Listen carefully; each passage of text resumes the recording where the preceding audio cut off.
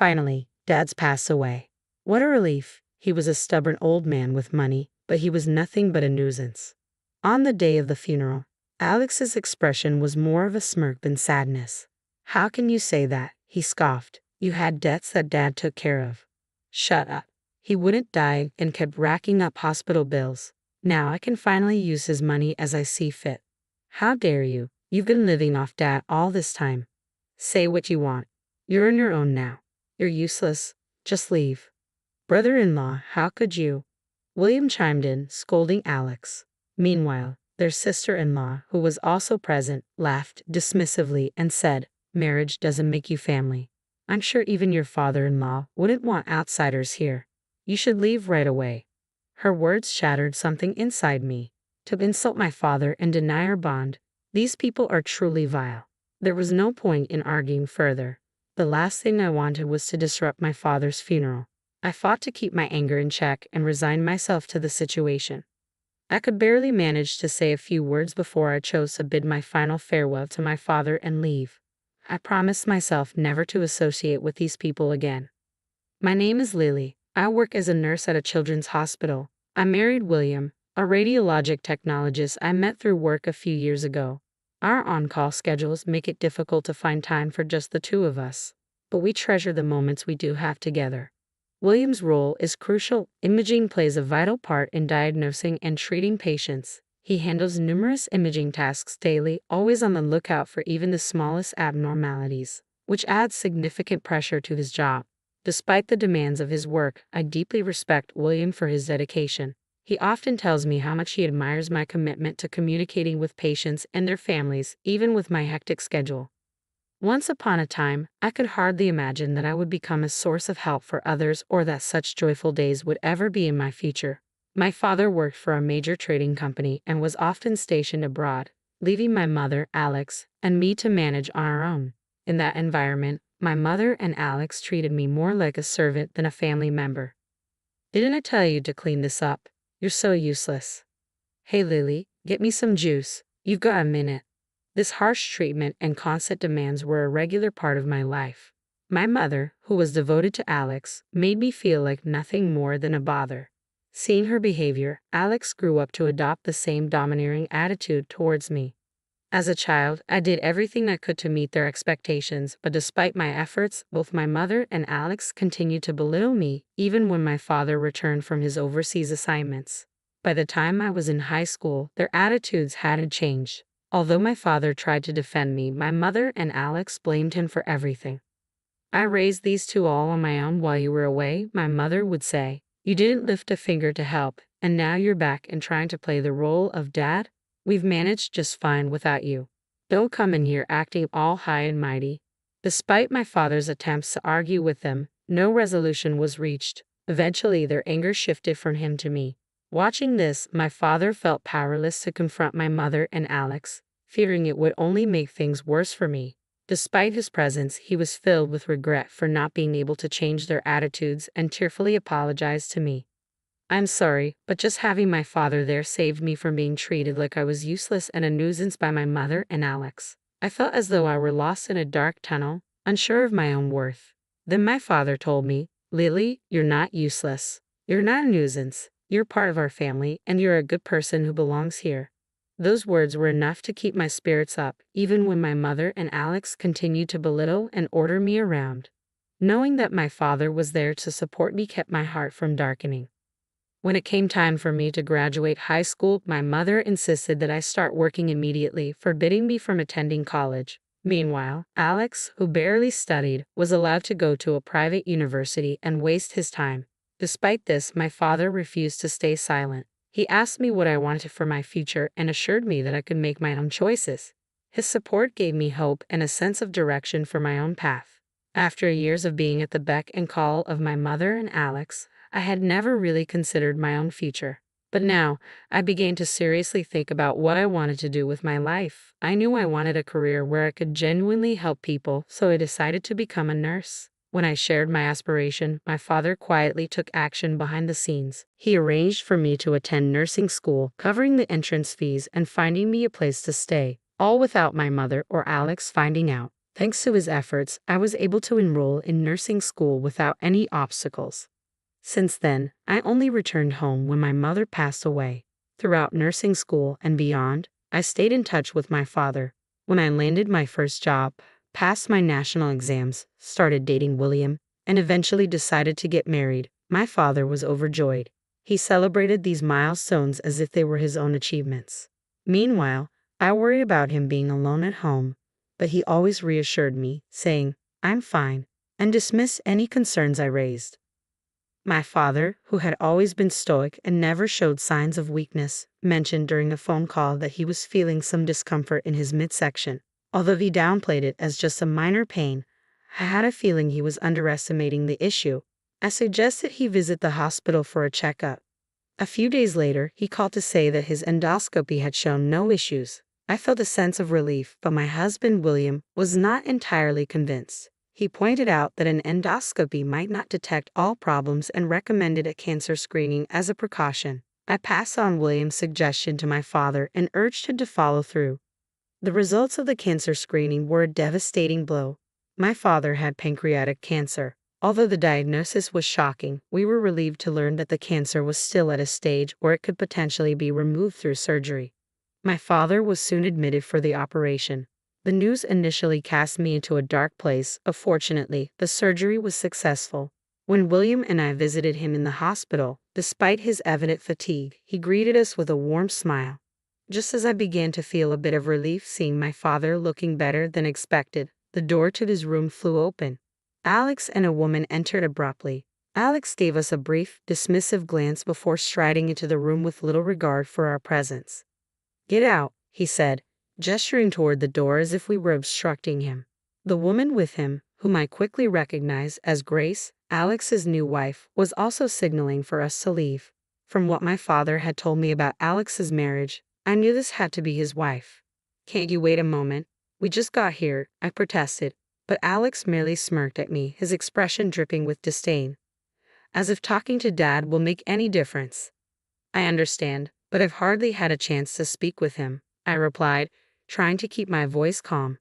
"Brother-in-law, please give us a bit more time," my husband pleaded with Alex. But Alex shot back bluntly.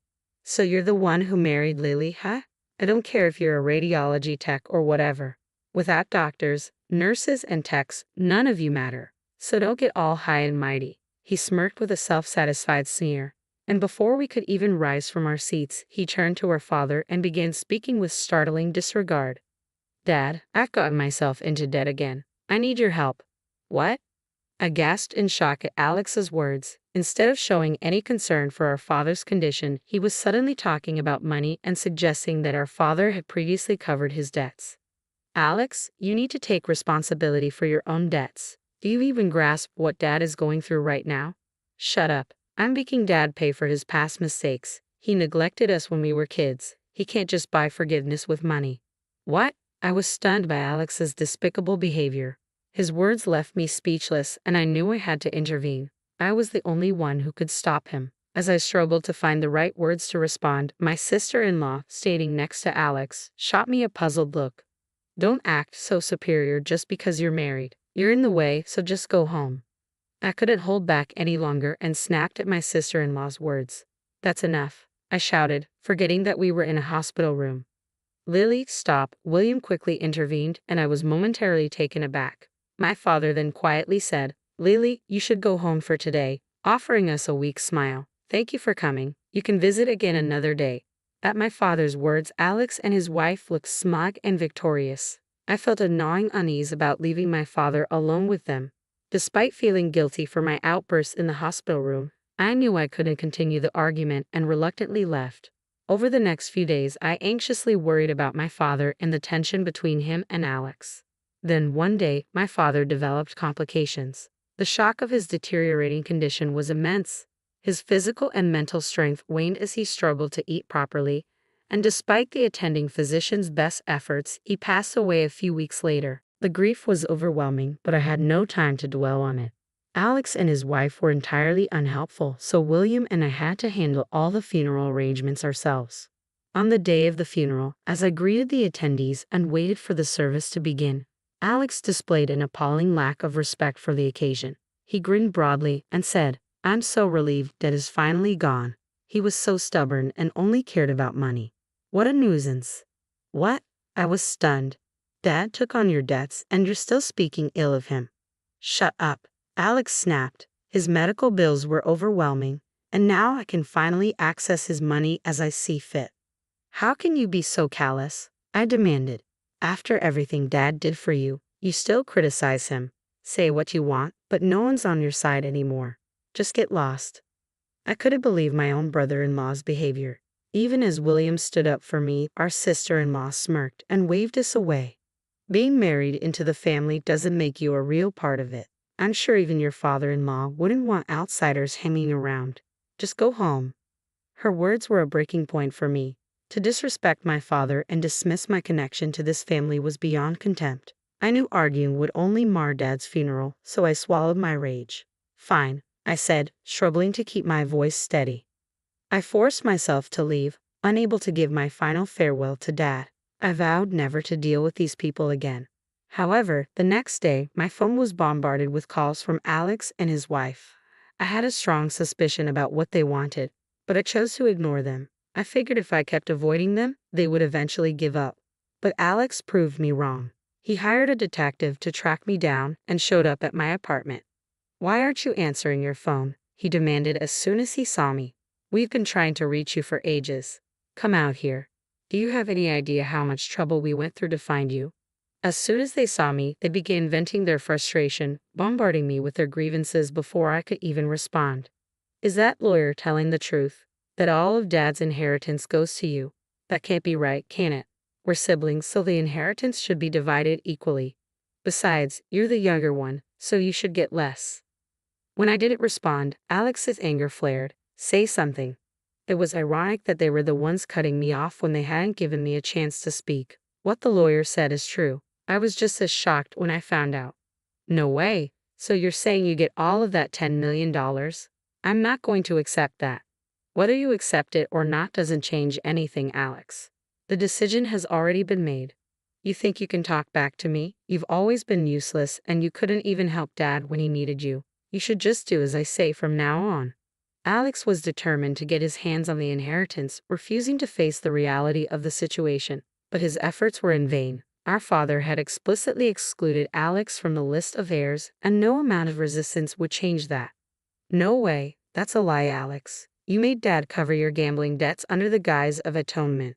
On top of that, you used Dad's stockholder benefits without permission and sold his belongings." Dad had taken steps to ensure Alex couldn't inherit his property, citing various incidents involving Alex and my sister-in-law as reasons. "What you've done is more than enough to forfeit any claim to the inheritance.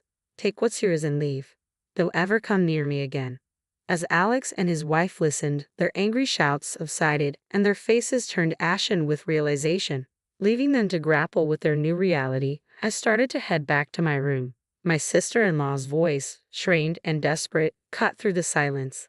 "Wait, please, share the inheritance with us."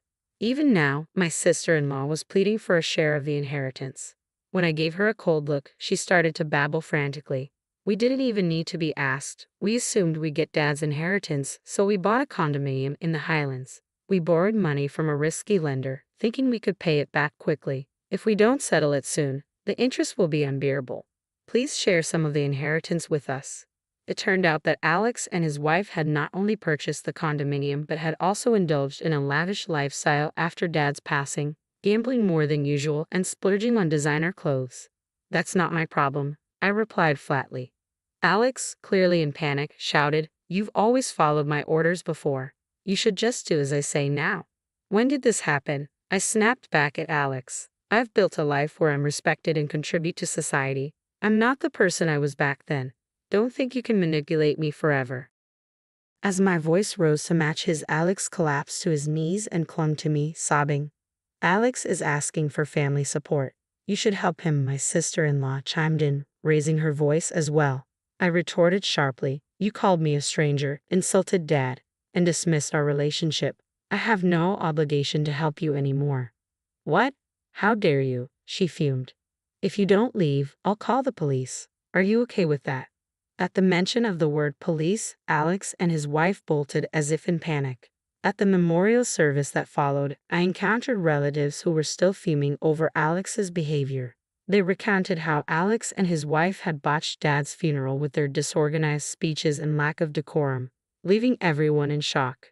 After a lawyer informed Alex he had no claim to the inheritance, he had tried to track me down through our relatives. When they refused to reveal my whereabouts, he resorted to hiring a detective. When that failed, Alex ended up begging relatives for money, but they turned him down flatly. With no other options, Alex and his wife had to flee with nothing but the clothes on their backs to escape their creditors. Months later, it seems they're still caught in a cycle of evasion, perpetually on the run from their debtors. I can only imagine how weary his wife must be of this life, but she likely can't leave him and they must be constantly at odds. Meanwhile, William and I, unable to attend my father's funeral, make a point of visiting his grave once a month. Thanks to my father's support, I've become a nurse and found the love of my life through my career. I intend to honor his memory every day by giving my best in all that I do.